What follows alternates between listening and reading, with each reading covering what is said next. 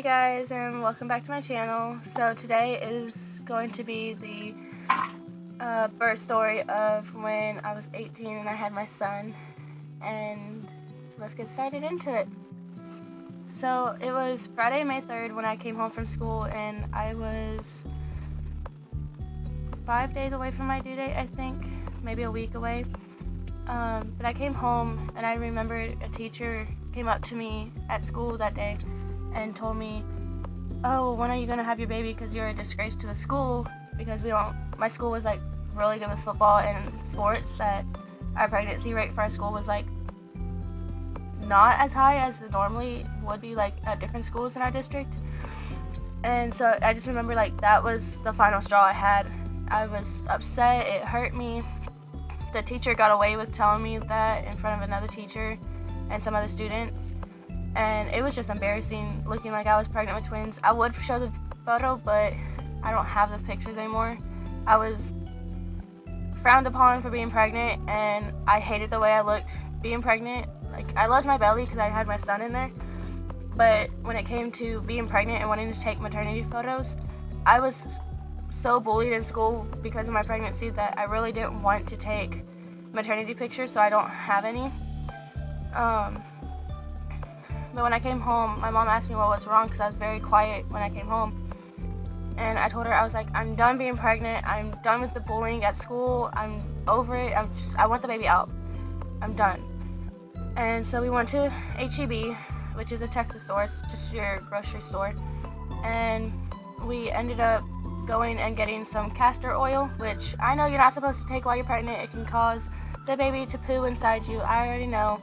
My son came out perfectly healthy, and my doctor was okay with me doing it. And that was after we had done eggplants, walking constantly. We were trying to self-induce for a long time because of the fact that, well, I say long time, it was like 2 weeks we were trying to self-induce because I was so big. He was weighing like 6 pounds on ultrasound, but he came out weighing 8 pounds, 7 ounces. He was huge. And so my final straw was castor oil. And my mom had the shot glasses that were like this tall. And I remember she poured me like 4 of those shots. And castor oil is thick. It is like motor oil. It is whatever oil you want to think of it as. It is very thick.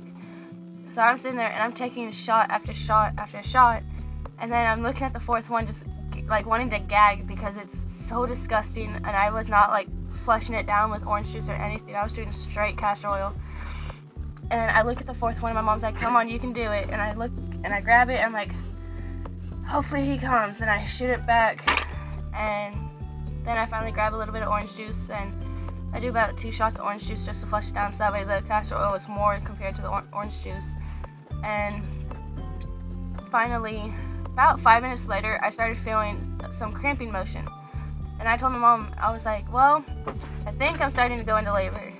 And she's like, "It can't happen that fast." And I was like, "Well, I'm feeling some contractions in my lower stomach." And so finally, I went to sleep around 9 o'clock that night. And I was feeling just fine. I took a shower and everything. And I get a phone call from this one annoying guy who would not leave me alone my whole entire pregnancy. Like, trying to be with me and everything. Lived in a whole other state. Just driving my phone bananas. And I ended up having to change my number. It was that bad. But he calls me at 12:09 in the morning, and I answer it out of my sleep, and he's like, "So what's going on?" and da-da-da-da, and I was like, "I don't want to talk to you, goodbye." By 12:10, that is when I felt something was not right. We were having a baby. I call my mom on my cell phone, who's in the next room next to me, and I hear her answer the phone. I'm like, "Mom?" She's like, "It's time, isn't it?" I was like, "I think it's time." And my grandfather wakes up, and he's like, "Oh my God, is she having the baby? Is she having the baby? Is she having the baby? Like, I want to go. I want to be there." My mom was like, "No, John, like, I'll call you when she's having the baby. I'll make sure you're at the hospital when the baby's here. It's going to take her, several hours to progress." And he was like, "Okay," and he went back to sleep. And the whole time I'm hearing this in the room next to me. So our walls were really thin. And my mom comes in my room, and we were sitting on my bed for about an hour, sitting there timing the contractions and everything, which next time I have a baby, I'm not timing my contractions because that was so hard to figure out how to do. It's like, do I start it when I'm feeling it, or do I start it when I suspect is coming on, and having back labor, my back labor was even bad. Like, I slept through my labor because of it, but it was so confusing to do. And so my mom was like, okay, well, let's go to the hospital. So we went to the hospital, and I'm just sitting there like this the whole time, just talking, having a good time, not realizing I'm in labor. And she hooks me up to the machine, and she walks out the room after looking at a couple of my contractions. She was in there for about 10-15 minutes, and she walked out of the room. And my mom looks at me, and she goes, can you, act like you're in pain or something? So, finally, after my mom was begging me to act like I was in pain, I still didn't. The next thing I remember is the nurse had walked back in, and my mom was like, so I'm assuming we're going home. And the nurse was like, she's not leaving here without a baby. And my mom looks at her and goes, how far apart are her contractions? Because she's not even acting like she's in pain. Like, there's nothing going on with her. Like, she looks normal. And the nurse looks at my contractions, and she said, well, she's like 2 to 3 minutes apart on her contractions. She's 5 centimeters dilated. It's go time. We're having a baby today. And so, this is May 4th. I had my son. And I remember we go to room 13. And I remember that because that was my teacher's favorite number. Her son was always number 13. It was, the biggest thing about room 13. And I go in there, and they break my water around 5:30. And which that did cause some discomfort when they were breaking my water. And it wasn't fun. And I remember that they went ahead and, when I was previously in there, I was in there for Braxton Hicks about a week before, and they asked if I wanted an epidural for my birth or not, and I told them yes then. But with my labor, I was sleeping through my labor and everything. So by 7 o'clock in the morning, they came in, and I was about 7 centimeters dilated. And so they bring in the anesthesiologist to come do my epidural. And I remember sitting there hunched over, and they inserted the needle. And in Texas, at some hospitals, they are not allowed to hold your shoulders down. It is a liability issue. And I didn't know what an epidural would feel like.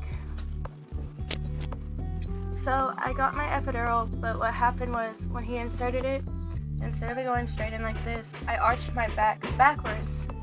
And what ended up happening was my epidural went from being straight to it went completely crooked. And the guy literally said, O-S-H-I-T. Literally said that. And I'm like, what happened? And he sits there and says, there's a possible chance that the epidural is not going to work. Well, he tried injecting it, and he noticed that I was not feeling any different, which I wasn't hurting to begin with, but the epidural medication was not going into my spine where it should have been going. And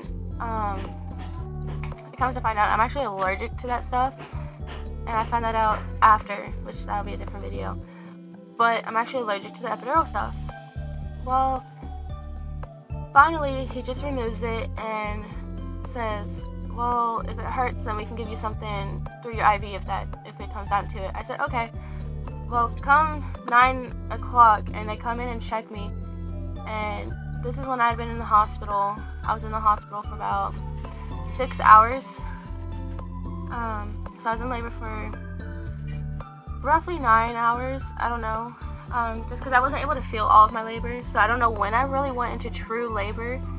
But I ended up at 9 o'clock having the doctor come in, and she checked me and said, okay, well, you're... So then they say, okay, well, let's do some practice pushes. I said, okay, sounds reasonable. And they're like trying to joke and say, well, can you lift your legs? And I'm like, wabam, wabam. And I put my feet up on the stirrups. And finally, I ended up doing my pushes. My son's head descended down. And I'm pushing. And finally, my son comes out at 9:30 a.m. He's out, but he did not start breathing. They clamped. My mom cut the umbilical cord, and they put him in his little warming station where he was sitting, or where they cleaned the baby up. And I just remember I did not hear my son cry. My son wasn't making a sound, and I'm just sitting there like, is my son okay? So then the doctor was like, okay, well, let's get you mom all finished up. Let's get her cleaned up. And I ended up having an episiotomy, which if you don't know that, I think it's called your taint. It's the skin between your vagina and your butt. It's the very small little skin. And they cut that so that the baby can have more room to come out, and then they stitch you back up. Which that is actually painful, but I had no numbing medicine, so I was able to feel the needle and everything. And I told the doctor, I took my feet off the stirrups, and I told the doctor, I was like, you are not touching me at all until my son starts crying. And he's like, but your placenta's in you, you still need to have that come out. And I looked at him and I said, you are not touching me until my son starts crying. So finally my son starts crying, and I'm like, okay, now you can clean me up now that my son is crying. Because my thought about it was, I just gave birth to a precious baby who's beautiful. Because as I was seeing when he came out. And I've lived my life, and I would rather sacrifice my life for my son to have his life.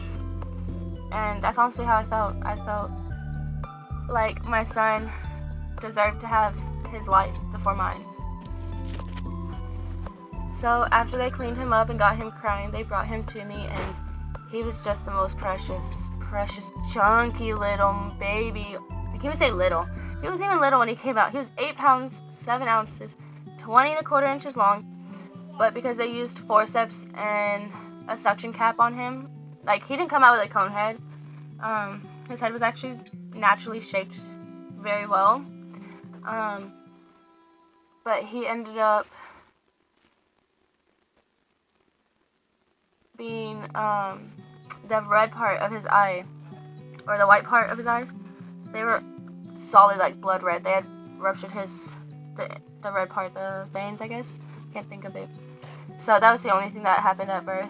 But other than that, my son, he's beautiful. He's 5 years old now, and he's off to kindergarten. And I can't believe how much time has passed since I've had him. And I just feel like just last month I had him, or, just last year he was coming into the world, and then now that he's 5, I'm just like, 5 more years and he'll be 10, and then 3 years after that he'll finally be a teenager, and it's crazy to think how fast time has gone with him.